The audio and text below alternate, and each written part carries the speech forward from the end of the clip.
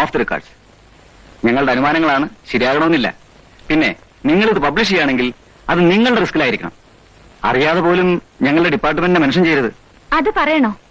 എന്ത് വന്നാലും അതിന്റെ റിസ്ക് എന്റെ മാഗസിൻ കവർ ചെയ്യും. Underworld king Sagar alias Jacky helps the chief minister to overcome the political crisis. എന്തു പറ്റി അശ്വതി? ഞാൻ എഴുതാൻ പോകുന്ന ആർട്ടിക്കലിന്റെ ക്യാപ്ഷൻ ഒന്ന് ആലോചിച്ചതാ.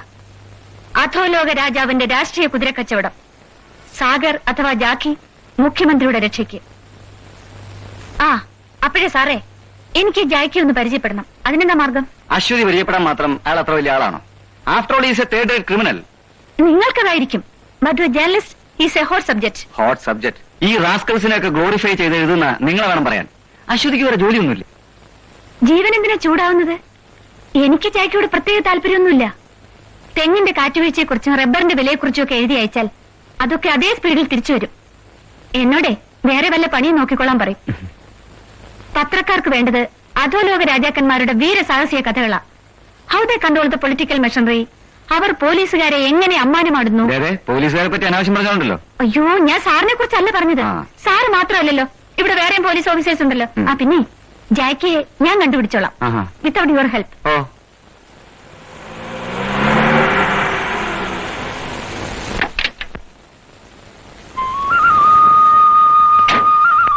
എന്തൊക്കെയുണ്ട് കുട്ടമ്പിള്ളേ?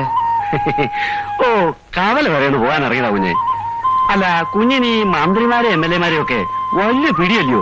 പറഞ്ഞ് റോഡൊന്ന് ശരിയാക്കിയിരുന്നു. വണ്ടി അങ്ങ് വീട്ടുമുറ്റത്ത് ചെല്ലത്തില്ല. ഞാൻ മന്ത്രിയായിട്ട് കുട്ടമ്പിള്ളേ റോഡൊക്കെ ശരിയാക്കാം.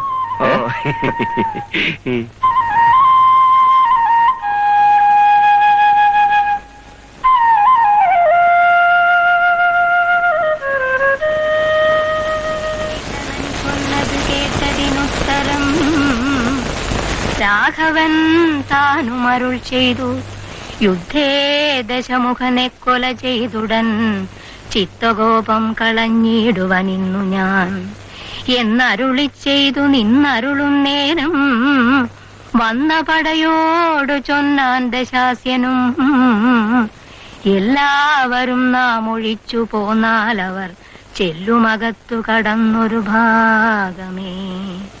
പാർത്തു ശത്രുക്കൾ കടന്നുകൊള്ളും മുന്നേ കാത്തുകൊള്ളിൻ നിങ്ങൾ ചെന്ന് ലങ്കാപുരം. ഏവം നിയോഗിച്ച നേരം നിശാചരരേവരും ചെന്ന് ലങ്കാപുരം മേവിനാർ. വൃന്ദാരകാരാതി രാവണൻ വാനര വൃന്ദത്തെ എയ്തു തള്ളിവിട്ടിരിനാർ. വാനരേന്ദ്രന്മാർ അഭയം തരീകെന്ന് മാനവേന്ദ്രൻ കാൽക്കൽ വീണിരന്നീടിനാർ. വില്ലും ശരങ്ങളും ആശു കൈക്കൊണ്ട് കൗസല്യാതനയനും പോരിനൊരുമിച്ചാൻ. വൻപനായുള്ളോരിവനോട് പോരിന് മുമ്പിലടിയൻ അനുഗ്രഹം നൽകണം. നീ എപ്പോ വന്നു മോനെ? ഞാൻ അറിഞ്ഞതേയില്ല. രാമരാവണ യുദ്ധം കഴിഞ്ഞിട്ട് അമ്മയെ വിളിക്കാൻ കരുതി. ഭഗവാനേ, ശ്രീരാമചന്ദ്ര, നീ ഇതൊന്നും മറന്നില്ലേ മോൻ? അമ്മ പഠിപ്പിച്ചു തന്നല്ലേ, എങ്ങനെ മറക്കാൻ? അമ്മേ, ഒരു ആനയെ തിന്നാനുള്ള വിശപ്പുണ്ട്. ഇവിടെ എന്താ ഉള്ളത്? ഉച്ചയ്ക്കൊന്നും കഴിച്ചില്ലേ? ഇല്ല, ഞാൻ ഇങ്ങോട്ടല്ലേ വരുന്നത്, അതുകൊണ്ട് കഴിച്ചില്ല. ഞാൻ അടുക്കളയിലോട്ട് ചെല്ലട്ടെ, നീ വേഷം മാറിയിട്ട് വാ. അവിടെ ഇരിക്കേ അമ്മ, അവിടെ ഇരിക്കേ. എന്റെ കൂടെ താമസിക്കാൻ അമ്മ എന്നാ അങ്ങോട്ട് വരുന്നത്? ടൗണിൽ താമസിച്ചാ ശരിയാവില്ല മോനെ. എന്റെ കുളിയും തേവാരവും അമ്പലത്തിൽ പോക്കും ഒക്കെ മുടങ്ങും. അതിനവിടെ വെള്ളത്തിന് യാതൊരു ക്ഷാമവുമില്ല. പൈപ്പ് തുറന്നാൽ മതി, 24 മണിക്കൂറും വെള്ളം കിട്ടും. പിന്നെ അമ്മയ്ക്ക് വേണ്ട ദേവന്മാരൊക്കെ അവിടെ ഉണ്ട്. നിന്റെ കൂടെ വന്ന് താമസിക്കാൻ എനിക്ക് ഇഷ്ടമില്ലാഞ്ഞിട്ടൊന്നും അല്ല മോനെ. ഞാൻ അവിടെ വന്ന് താമസിച്ചാൽ നിന്റെ അച്ഛന്റെ കുഴിമാടത്തിൽ ദിവസവും സന്ധ്യയ്ക്ക് ആരാ ഒരു തിരികൊളുത്തുക? എന്റെ കാലം കഴിയുന്നത് വരെയെങ്കിലും അതിന് മുടക്കം വരുത്തരുതെന്ന് എനിക്ക് ആഗ്രഹമുണ്ട്. വടക്കേ പറമ്പിൽ 10 മൂട് തെങ്ങ് വെക്കണം. കുറെ ചേനയുടെ വിത്തിരിപ്പുണ്ട്. മഴയ്ക്ക് മുമ്പ് അതൊക്കെ ഒന്ന് നടണം. ഇതൊക്കെ ചെയ്യാൻ ആരെങ്കിലും കിട്ടണ്ടേ? പിന്നെ കിട്ടണം. ചേടാ, നീ എന്നെ കളിയാക്കുവന്നോ? ഞാൻ അമ്മയെ കളിയാക്കൂ? എന്നാ നീ 4-5 ദിവസം അവിടെ നിന്ന് പറമ്പിലെ പണിയൊക്കെ ചെയ്യിച്ചിട്ട് പോയേച്ചാ മതി. നല്ല കാര്യമായി. ഞാൻ അവിടെ നിന്ന് ഒരു ദിവസം മാറിയെന്നാൽ അവിടെ ആകെ കുഴപ്പത്തിലാവും. പിന്നെ 4-5 ദിവസം. അല്ല, എനിക്കറിയാൻ വയ്യാഞ്ഞിട്ട് ചോദിക്കുക, നീ അവിടെ എന്ത് ബിസിനസ്സാ ചെയ്യുന്നേ? എപ്പോ ചോദിച്ചാലും എനിക്കറിയാൻ വയ്യാത്ത എന്തെങ്കിലുമൊക്കെ പറയും.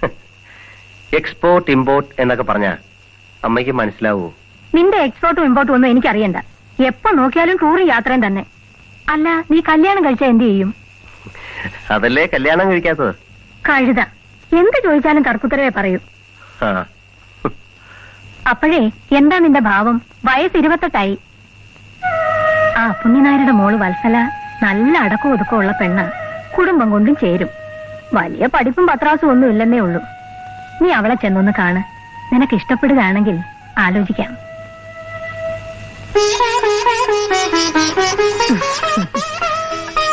മോനെ, എടാ മോനെ, എന്തുറക്കമായത്? വാ, അകത്ത് പോയി കിടക്കാം.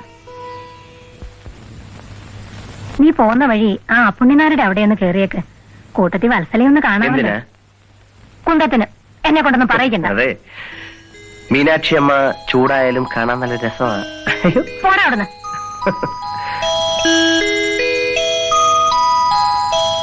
ഞാൻ പറ്റേ? എന്തൊരു വരവും പോക്കും അമ്മനെ ഇത്. അടുത്ത തവണ വരുമ്പോ 2 ദിവസമെങ്കിലും അമ്മയുടെ കൂടെ നിൽക്കണം. ശരി.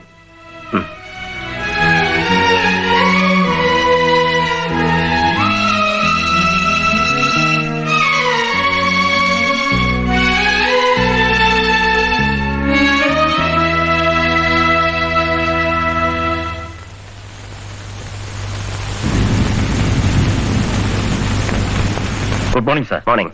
Any message? One mister Kishore വിളിച്ചിരുന്നു. 2:30 ഫ്ലൈറ്റിൽ ദുബായിക്ക് പോകും. അതിനു മുമ്പ് സാർ അർജന്റായി കോൺടാക്ട് ചെയ്യണമെന്ന്. ആ.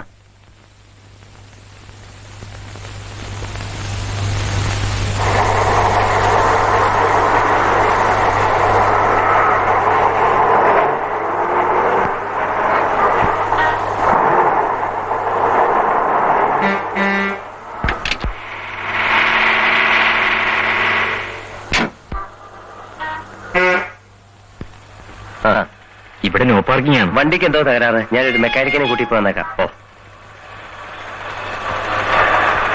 ഓട്ടോ ഒരു വർക്ക്ഷോപ്പിലേക്ക് വിട്ടെ.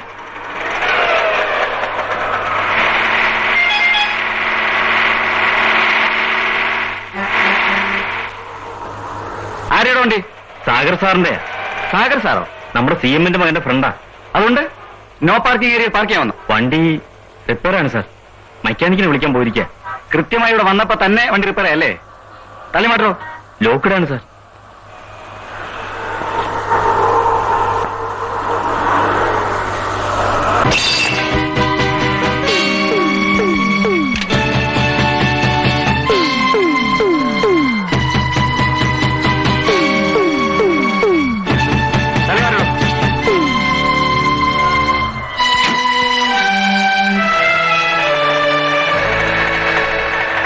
എന്താ സാർ പ്രോബ്ലം? താനാരാ? ഞാൻ ഈ കാറിന്റെ ഉടമസ്ഥനാ. ഈ ഗ്ലാസ് നില പൊട്ടിച്ചേ. അതെന്താ എഴുതിയിരിക്കുന്നത്? No parking. പാർക്ക് ചെയ്യാൻ പാടില്ലെന്ന്. ജീപ്പും റോങ് സൈഡിലാണല്ലോ പാർക്ക് ചെയ്തിരിക്കുന്നത്. സാറ് ഇതുപോലെ എനിക്കും ചെയ്യാമല്ലോ.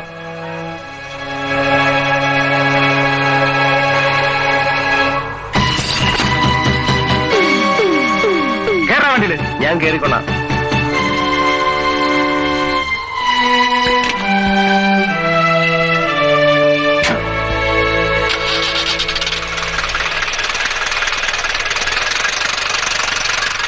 അദ്ദേഹത്തിന് വേണ്ടി ഞങ്ങൾ മാഫി ചോദിക്കാം.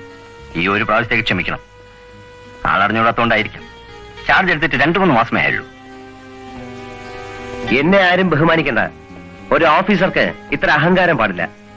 നിങ്ങൾക്കറിയാമല്ലോ, എന്റെ പേഴ്സണൽ കാര്യങ്ങൾക്ക് ഞാൻ ഇന്ന് വരെ നിങ്ങളെ ബോധർ ചെയ്യിച്ചിട്ടില്ലെന്ന്. കുറച്ചു ദിവസം പുറത്തിരിക്കുമ്പോ ഒരു സിവിലിയനോട് എങ്ങനെ പെരുമാറണമെന്ന് താനെ പഠിച്ചോളൂ. സാഗർ വാ.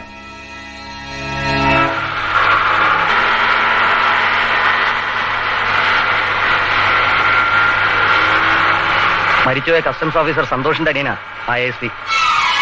സന്തോഷിന്റെ അനിയനോ? തന്നോട് ആര് പറഞ്ഞു? അന്നൊരു കസ്റ്റംസ് ഓഫീസറെ കണ്ണൂർ കൊണ്ട് വിട്ടില്ലേ, അയാൾ പറഞ്ഞതാ.